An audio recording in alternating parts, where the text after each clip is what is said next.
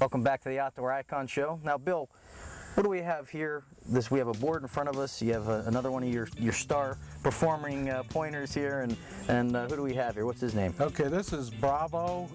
He was born in January, so that makes him about 9 months old. Okay. And still kind of a pup. Yep, he's still a pup. Yep. Now Bravo has had the run of this field. He's had lots of birds. We've put a lot of birds out here for him. And he's basically done what he wants to do. He'll point the birds and then, you know, flush them and chase them, and we've encouraged that, you know. Everything that the instinct will bring out in him. Exactly. And then you're praising that and exactly. Letting him kind of, you know, feel his way out a little bit. Exactly. Okay. And we haven't really demanded anything from him other than he comes to us when we call him, and he stays with us when we're out here and kind of keeps an eye on us and knows where we're at.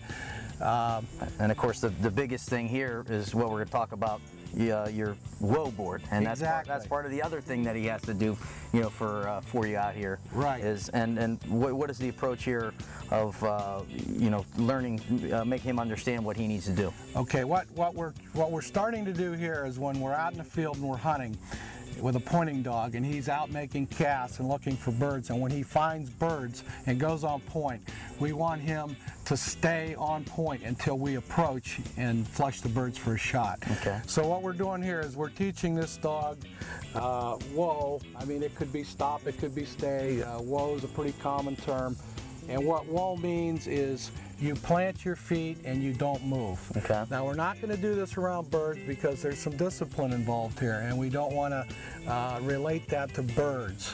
What we want to do is put this dog on this board, tell him whoa, and he is to stand there, and he's not allowed to move. And then we'll transfer that to the field at some point in time. Let's see him do it. All right.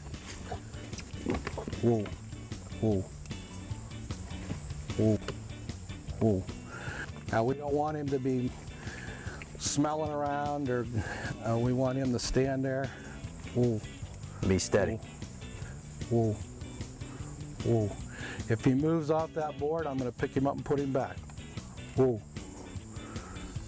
We like to see their tail up in the air because that's how we want to see the doggone birds. Okay. So what we're doing here is pretty much we're going to transfer this from this board to the field. And then how will you you know, praise him, or you know? Well, what I'm going to do is I'll release him off this board and I'll tap him on the head and tell him okay. All right. And that gives him the sign to release. And in the field, you know, you want your dog, even after the birds leave and you shoot the birds, a real well-trained dog is steady to wing and shot. And we don't want that dog to move until we tap him on the head. Okay, and that's his reward, is that you're pleased, he's pleasing his master. And just a lot of praise. Yeah, a lot of praise, so no treats or nothing like that. Well, you could use treats. One thing that a lot of guys don't like in the field is if every time a dog does something good, if you reward him with a treat, pretty soon your dog's coming to you all the time, every time he does something well, you know. But you can't use enough praise when a dog does something right. Very good. All right. Well, let's get into the next thing. Let's see him work out in the field. And, and maybe pick up some birds. Point a few birds. All righty. All right. Yeah, buddy. Hey, Bill. We got a couple of mature hunting dogs here, and these guys are chomping at the bit to get out there and find some birds. So let's see how they work. Okay. This is Betty. She's a 3-year-old English pointer, and Jenny. Jenny's 4 years old. So we're going to work these dogs together, and we'll show you how dogs should work in tandem by honoring each other, and we'll cut them loose here and see if we can hopefully this will work according to plan. You know, the grass is a little green out here.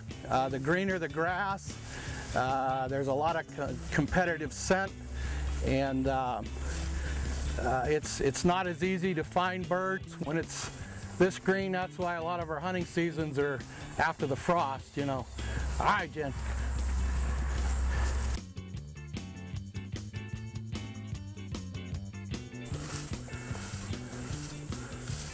Ooh.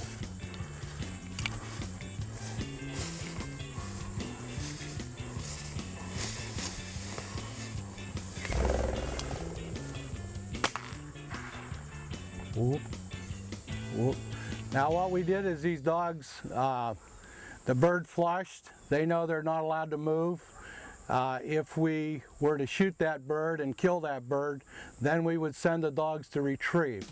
Now the reason that we don't want dogs moving, especially on quail, is quail are a covey bird, and sometimes only 1 or 2 birds will get up. And if the dogs just take off and chase, they'll knock the other birds. We could have birds spread out as far as from here to the other side of that fence. So that's why we like our dogs steady to wing and shot. It's not always necessary with hunting dogs, but it's a nice refinement, you know. Now we'll go ahead and see if they can find some more. Whoop, whoop. Now you can see that the black-headed dog was pointed, Betty, and Jen was proceeding down this line, and as soon as she saw Betty, she stopped. And that's a perfect type of point there. Tail in the air, staunch. Yes, yeah, and you know, we like the dogs to look enthused. You know, they're not looking around. They're pretty intense on their game, and that's what we're looking for. The liver-headed dog, she does not have any scent. She's basically backing this dog. This dog is the dog with the scent. Now in field trials, will they get judged on backing too? Yeah, if a dog doesn't back, they're eliminated immediately. And it really does have an application in hunting, because if you have a good broke dog and you're running it with a dog that's not broke, and your dog's pointing and this other dog's coming in and busting birds, pretty soon you don't have a broke dog. So it's important that that a dog backs.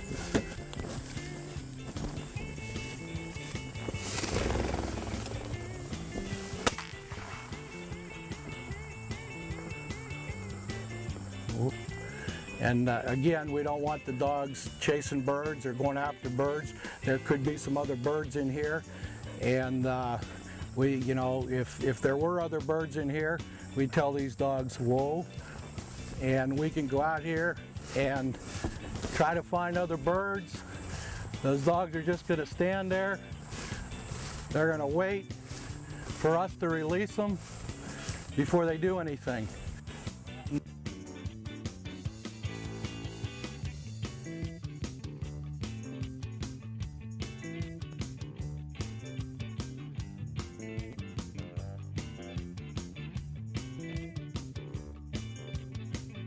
So we're going to have both dogs on point now, and you know, this is a situation you could run into in the field. Whoop, whoop. Denny, I'll ask you to just go up and stand by that dog. Okay. It's sometimes kind of unfair to go work a bird with a dog just standing by itself, and she'll know that you're there. We'll go down and we'll work this bird. You can see Jen here. She's very intense, and this is what we want to see with a bird dog. We want to see a good high tail set and some real intensity in their face.